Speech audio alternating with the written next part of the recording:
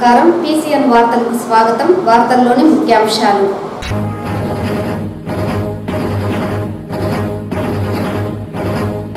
శ్రీకృష్ణాష్టమి పర్వదినాన్ని పురస్కరించుకొని భక్తులతో కిక్కిరిసిన శ్రీకృష్ణ మందిరాలు, భక్తి శ్రద్ధలతో స్వామివారిని దర్శించుకొని మొక్కులు చెల్లించుకున్న భక్తులు.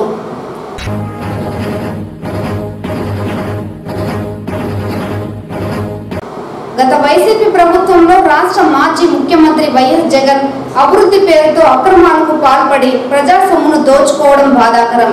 మీడియా సమావేశంలో రాష్ట్ర పురపాలక శాఖ మంత్రి నారాయణ ఆగ్రహం.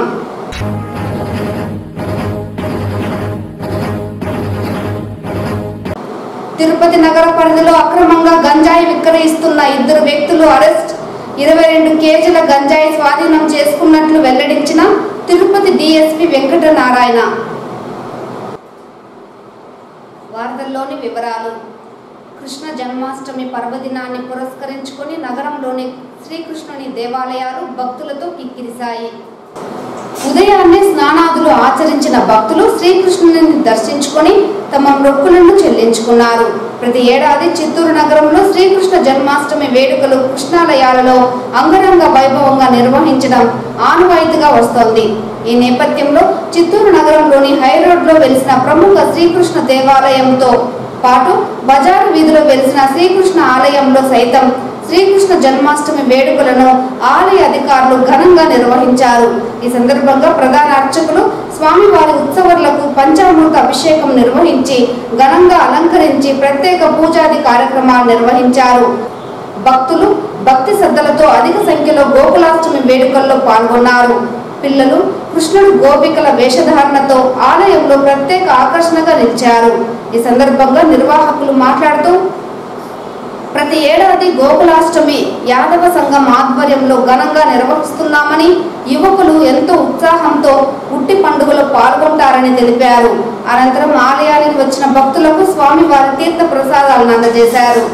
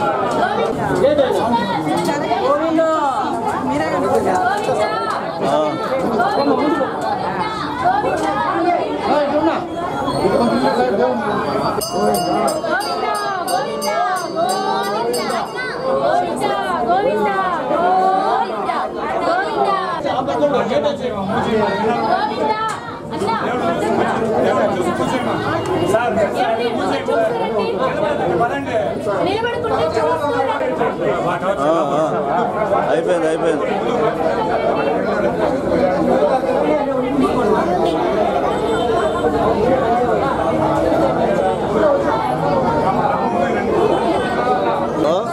వేసినాడా ఎంత? సరే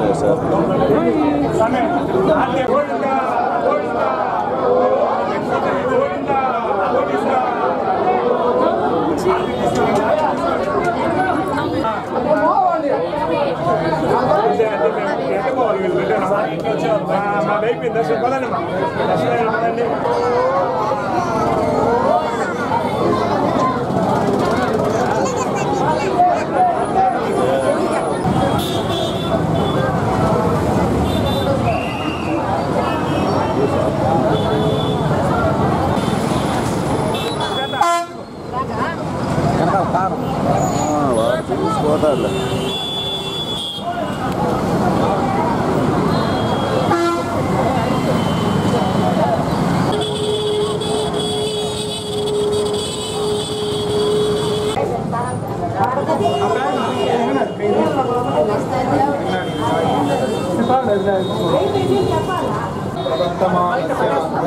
द्वितीयवराहकल्पे वैवत्सरमन्वन्तरे कलियुगे प्रथमे तस्य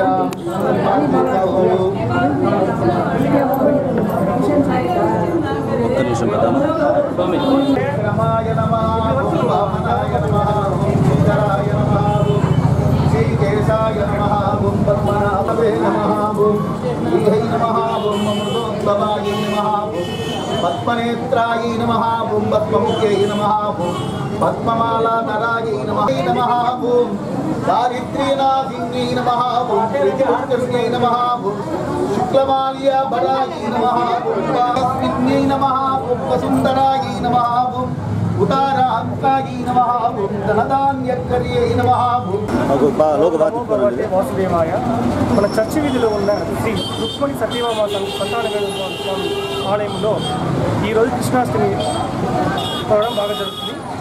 వచ్చే 28 బుధవారం పొద్దున 9 గంటలకి స్వామివారి కృష్ణోత్సవం జరుగుతుంది. 29 భజన జరుగుతుంది. 30వ తేదీ వచ్చి సహస్ర దీపోత్సవాల 6 గంటలకి సాయంత్రం స్వామివారి ఉయ్యాల సేవ, భరతనాట్యము, పాటలు అంతా ఉంటుంది. 31 వచ్చి స్వామివారికి ఊర్వలం ఉంటుంది. 1వ తేదీ వచ్చి స్వామివారి పూర్తి లాస్ట్. సో అందరూ వచ్చి పాల్గొనాలని కోరుకుంటున్నాం. గత వైసీపీ ప్రభుత్వంలో జరిగిన అభివృద్ధి మొత్తం గందరగోళంగా మారిందని రాష్ట్ర పురపాలక శాఖ మంత్రి నారాయణ ఆగ్రహం వ్యక్తం చేశారు. ఈ సందర్భంగా ఏర్పాటు చేసిన మీడియా సమావేశంలో ఆయన మాట్లాడుతూ రాష్ట్ర మాజీ ముఖ్యమంత్రి వైఎస్ జగన్మోహన్ రెడ్డి అభివృద్ధి పేరుతో పూర్తి స్థాయిలో అవినీతి అక్రమాలకు పాల్పడ్డారని, దీనికి సంబంధించిన లెక్కలు ఏవీ సరిగ్గా లేకపోవడం బాధాకరమని ఆవేదన వ్యక్తం చేశారు. పురపాలక శాఖలో దాదాపుగా 454 కోట్ల నిధులను గత ప్రభుత్వం పక్కదారి పట్టించిందని, అలాగే తుడా పరిధిలో కేవలం జీతాల కోసమే 15 కోట్లు ఖర్చు పెట్టడం ఏమిటో అర్థం కావడం లేదని ఆగ్రహం వ్యక్తం చేశారు. ప్రభుత్వ ఖజానాను పూర్తి స్థాయిలో ఖాళీ చేసి ఆంధ్రప్రదేశ్ రాష్ట్రాన్ని అప్పుల ఆంధ్రప్రదేశ్ గా మార్చిన ఘనత మాజీ ముఖ్యమంత్రి జగన్మోహన్ రెడ్డికే దక్కుతుందన్నారు. అలాగే టీడీఆర్ బాండ్ల పేరుతో వేల కోట్ల రూపాయలను వైకాపా ప్రభుత్వం దోచిందని, దీనితో పాటు నిధుల మళ్లింపు సరైన లెక్కలు లేవని అన్నారు. రాష్ట్ర ప్రభుత్వం తిరిగి రాష్ట్రాన్ని అభివృద్ధి బాటలో నడపాలంటే కాస్త సమయం పడుతుందని, ఇందుకోసం రాష్ట్ర ముఖ్యమంత్రి నారా చంద్రబాబు నాయుడు ప్రణాళికలు సిద్ధం చేస్తున్నారని, రాష్ట్ర ప్రజలు కూడా కొంత సంయమనం పాటించాలని విజ్ఞప్తి చేశారు. of power we are consuming this Tirupati corridor 30 tons of we are sending that the wet waste and mixed waste to Ramapuram. So ఇప్పుడు ఈ BPCL వాళ్ళ మొత్తం మనం ప్రాసెస్ చేసే కెపాసిటీ మనం సిటీలో తీసుకొని రావచ్చు. మొత్తం ఎన్ని టన్స్ మేడం? మనము ఉంటుంది అంటే we have to approach sir. మనం రోడ్ సార్ మనకి nearly 12 kilometres master plan roads వాళ్ళు 2025 వరకు వాళ్ళే ఆపరేట్. తిరుపతి నగర పరిధిలో అక్రమంగా గంజాయి విక్రయిస్తున్న 2 వ్యక్తులను అదుపులోకి తీసుకొని వారి వద్ద నుండి 22 కేజీల గంజాయి స్వాధీనం చేసుకోవడం జరిగిందని తిరుపతి డీఎస్పీ వెంకటనారాయణ తెలిపారు. ఈ సందర్భంగా ఏర్పాటు చేసిన మీడియా సమావేశంలో ఆయన మాట్లాడుతూ రాష్ట్ర ప్రభుత్వం మాదక ద్రవ్య రహితంగా రాష్ట్రాన్ని తీర్చిదిద్దారన్న ఆకాంక్షతో ఆదేశాలు జారీ చేసిన నేపథ్యంలో తిరుపతి జిల్లా ఎస్పీ ఆదేశాల మేరకు నగరంలో ప్రత్యేక బృందాలను ఏర్పాటు చేసి తనిఖీలు చేపట్టడం జరిగిందని, ఇందులో భాగంగానే తిరుపతి కేటీ రోడ్డులో తనిఖీలు నిర్వహించామని, అనుమానాస్పదంగా వెళ్తున్న 2 వ్యక్తులను తనిఖీ చేయగా వారి వద్ద 22 కేజీల గంజాయి ఉండడంతో గంజాయి విక్రయిస్తున్న వారిని అదుపులోకి తీసుకోవడం జరిగిందన్నారు. ఇందులో ప్రధాన నిందితుడుగా గుణశేఖర్తో పాటు మరో నిందితుడు ముని అరెస్టు చేసి రిమాండ్కు తరలించామని వెల్లడించారు. గతంలో వీరిద్దరిపై 3 గంజాయి కేసులు కూడా నమోదైనట్లు ఆయన వెల్లడించారు.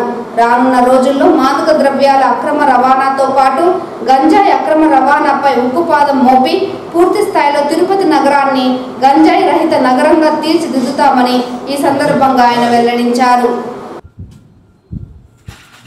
10 కేజీలు, ఒకరి దగ్గర 12 కేజీలు సీజ్ చేయడం జరిగింది. ఎంఆర్ఓ గారు ప్రొసీడింగ్ కండక్ట్ చేసి దాని మీద సిఐ గారికి ఇవ్వడం జరిగింది.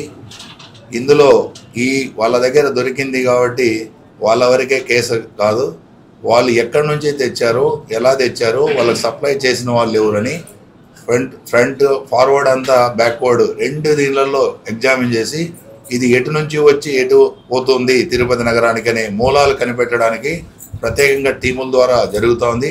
ఆ టీముల ద్వారా వీళ్ళకి సప్లైదారులు ఎవరైతే ఉన్నారో వాళ్ళందరినీ పట్టుకునే సపరేట్ టీములు పెట్టడం జరిగింది. అది త్వరలోనే వాళ్ళని పట్టుకోవడం జరుగుతుంది. ఇలా గంజాయి తిరుపతి నగరంలో చాలా చోట్ల ఉందని జనరల్గా పబ్లిక్ రెప్రజెంటేటివ్స్ కొంతమంది అక్కడక్కడ చెప్తూ ఉన్నారు ప్రెస్ మీట్లలో. మేమందరికీ ఎస్పీ గారు చెప్పిన ద్వారా మేము మీ ప్రజలకు కానీ మీడియా మిత్రులకు కానీ లేదంటే పుర ప్రజలకు కానీ రిప్రజెంటేటివ్స్ కానీ మేము ఒకటే అప్పీల్ చేస్తున్నాం పోలీస్ డిపార్ట్మెంట్ తరఫున. మీకు ఏదైనా ఇన్ఫర్మేషన్ ఉంటే వాట్సాప్ నంబర్ మనకు తిరుపతి జిల్లాకు సంబంధించిన వాట్సాప్ నంబర్ ఉంది 8099999977. I can repeat 8099999977. అలాగే డైల్ 100కి కానీ లేదు లోకల్గా ఆ ఎస్ఐ కానీ ఆ సిఐ కానీ నంబర్లు తెలిసి ఉంటే ఆ పోలీస్ స్టేషన్ సంబంధించి వాళ్ళ నంబర్లకు కానీ చేసిన వాళ్ళ ఎవరైనా సమాచారం ఇస్తే దాని మీద సమాచారం గోప్యంగా పెట్టి ప్రత్యేక చర్యలు తీసుకొని డ్రగ్స్ రహిత తిరుపతిగా సురక్షిత నగరంగా సేఫ్ సిటీగా చేయడానికి మా వంతు ప్రతిదినము నిత్యం కృషి చేయడానికి మేమంతా సిద్ధంగా ఉన్నాం. అదే దీంట్లో ఉన్నాం కాబట్టి ప్రత్యేకంగా మరొకసారి అందరికీ రిక్వెస్ట్ చేసుకుంటున్నాం. ఇందులో భాగంగానే వీక్లీ షెడ్యూల్ ప్రోగ్రామ్ కానీ జరుగుతుంది. ఎస్పీ గారు ఇచ్చింది. ఎక్కడైతే పాకెట్స్ ఉన్నాయో ఇవన్నీ మ్యాపింగ్ చేసి ఆ ఏరియాలో నాకాబందీ అని కానీ ప్రతి వీక్లీ అన్ని పోలీస్ స్టేషన్లో జిల్లా పరిధిలో ఎస్పీ గారి ఆధ్వర్యంలో జరుగుతుంది. అది డిఎస్పీ గారి పర్యవేక్షణలో ప్రత్యేకంగా ఏ డిఎస్పీ ఏరియా అయితే ఆ డిఎస్పీ గారి ఆధ్వర్యంలో జరుగుతుంది. ఎస్పీ గారు కృతనిశ్చయంతో ఉన్నారు. ఆ లీడర్ను అందరూ ఫాలో అవుతూ అదేవిధంగా మేమంతా చేయాలని ఉత్సాహంతో ఉన్నాం. ఎట్టి పరిస్థితుల్లో డ్రగ్స్ రహిత తిరుపతిగా చేయడానికి మా వంతు కృషి చేస్తూ దాంట్లో మీరంతా భాగస్వాములై ఇది ఈ విధంగా నిర్వర్తించాలని ప్రత్యేకంగా మీడియా మిత్రులందరినీ పురప్రజలందరినీ మరొకసారి పోలీస్ డిపార్ట్మెంట్ తరఫున కోరుకుంటున్నాం. చిత్తూరు నగరంలోని కామాక్షి అంబికా సమేత అగస్తీశ్వర స్వామి ఆలయంలో సోమవారం ఉదయం కాలభైరవ అష్టయజ్ఞ హోమానికి అంకురార్పణ కార్యక్రమాన్ని నిర్వహించారు. ఈ సందర్భంగా కాలభైరవ చారిటబుల్ ట్రస్ట్ అధినేత వెంకటేష్, ఆలయ ప్రధాన అర్చకులు శివకుమార్, శివాచార్యులు మాట్లాడుతూ ఉదయం 7 గంటలకు కాలభైరవ అష్టయజ్ఞం నిర్వహించామన్నారు. ఇందులో భాగంగా ఆదివారం రాత్రి అంకురార్పణ కార్యక్రమాన్ని చేపట్టామన్నారు. ఉదయం 7 గంటల నుంచి గోపూజ, అశ్వపూజ, సునగ పూజ, ప్రధాన కాలభైరవ ప్రత్యేక పూజ నిర్వహించామన్నారు. 8 గంటలకు రెండవ కాల పూజ, భైరవ పూజ నిర్వహించామని, రాత్రి హోమాది కార్యక్రమాలు చేపట్టామన్నారు. ఈ కార్యక్రమంలో విశేష సంఖ్యలో భక్తులు పాల్గొన్నారు.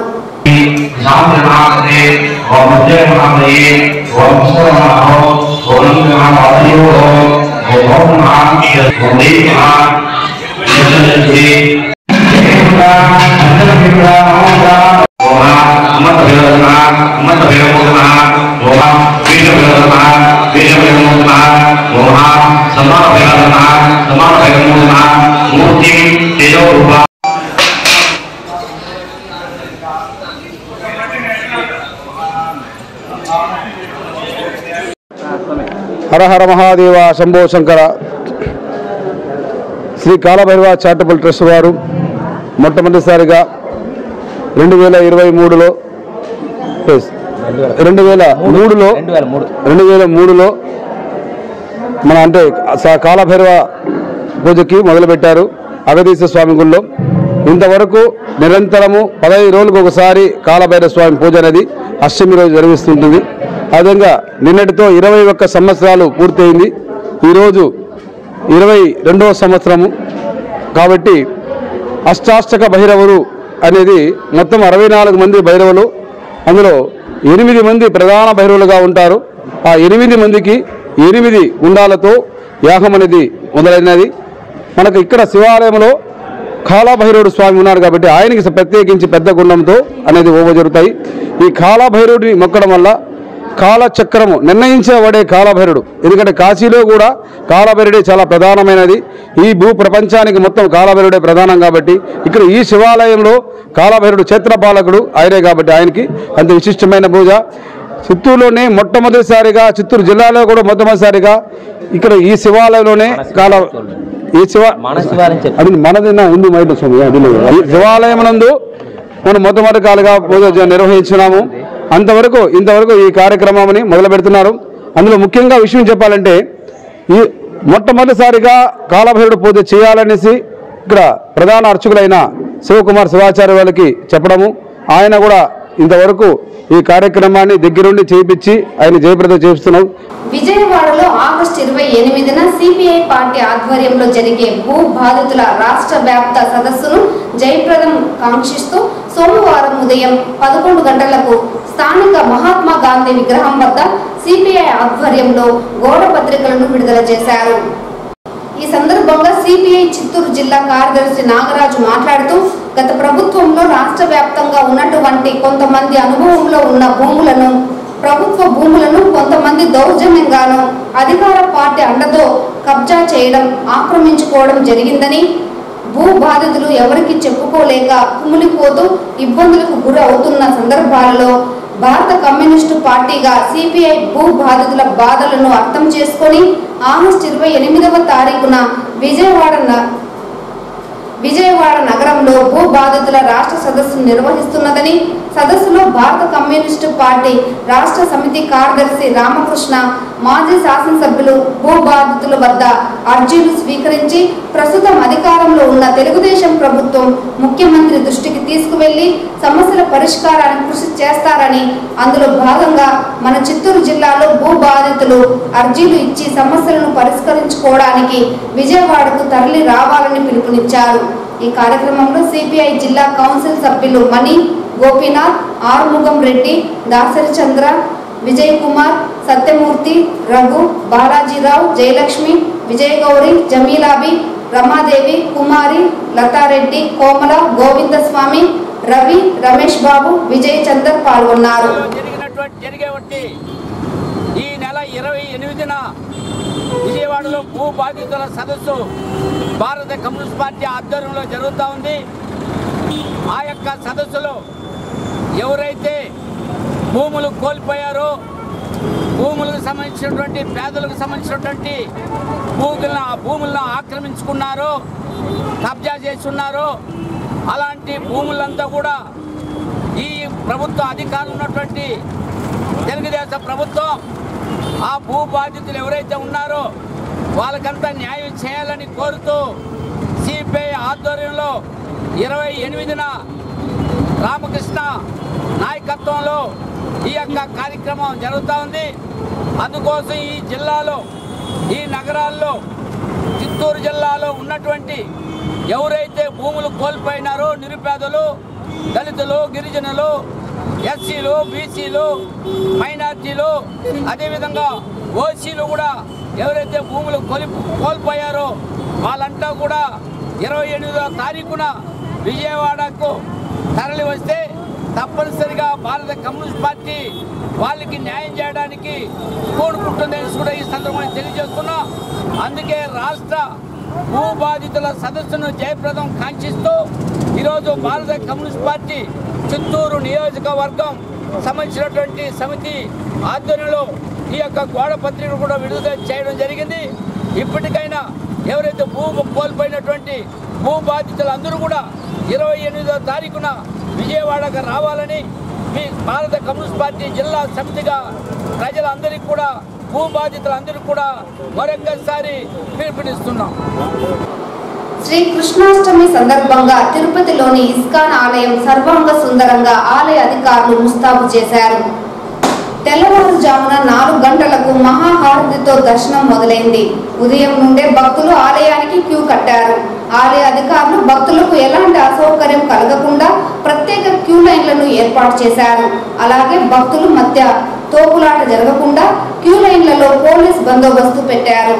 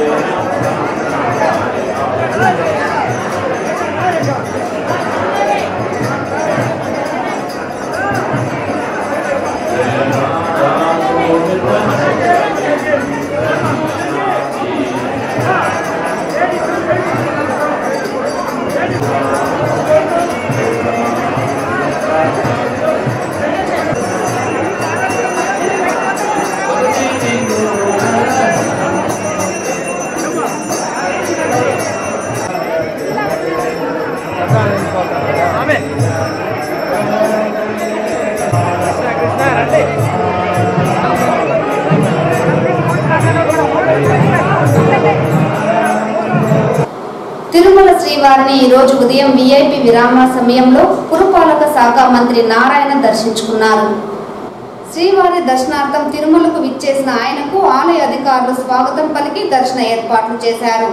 అనంతరం రంగనాథ మండపంలో వేద పండితులు వేద ఆశీర్వచనం చేసి స్వామివారి తీర్థ ప్రసాదాలను అందజేశారు.